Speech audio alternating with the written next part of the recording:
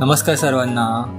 आज आपण ration card ई-के-वाय-सी संबंधित महत्त्वपूर्ण माहिती घेणार आहोत। जसं तुम्हाला सर्वांना माहिती आहे की रेशन कार्डची ई-के-वाय-सी 30 सप्टेंबर पूर्वी करायची होती आणि आज त्याचा शेवटची तारीख होती।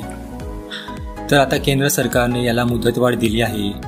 आजही अनेक रेशन कार्ड धारक आहेत ज्यांनी ई-के-वाय-सी प्रक्रिया पूर्ण केली नाही। त्यामुळे सर्व रेशन कार्ड धारकांनी 31 ऑक्टोबर पूर्वी ई-के-वाय-सी करणे गरजेचं आहे।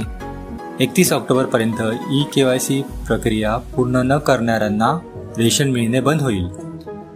अशा लोकांचे नावही रेशन कार्डमधून काढले जातील आणि ज्यांची ई-के-वाय-सी नसेल त्यांचे रेशन कार्ड रद्दही होऊ शकते। तर मग लवकरच जवळच्या रेशन दुकानात ई-के-वाय-सी करून घ्या। ई-के-वाय-सी कशी करतात जर तुम्ही व्हिडिओ पाहिला नसेल तर मी तुम्हाला ती लिंक डिस्क्रिप्शन बॉक्समध्ये देईल किंवा मग या व्हिडिओच्या शेवटी तुम्हाला ती लिंक पाहायला भेटेल। व्हिडिओ महत्त्वपूर्ण वाटला तर जास्तीत जास्त शेअर करा आणि कमेंट बॉक्समध्ये सांगा की तुम्ही ई-के-वाय-सी केली आहे की नाही। व्हिडिओ आवडलास तर लाईक करा, चॅनलवर नवीन असाल तर प्लीज सबस्क्राईब करा।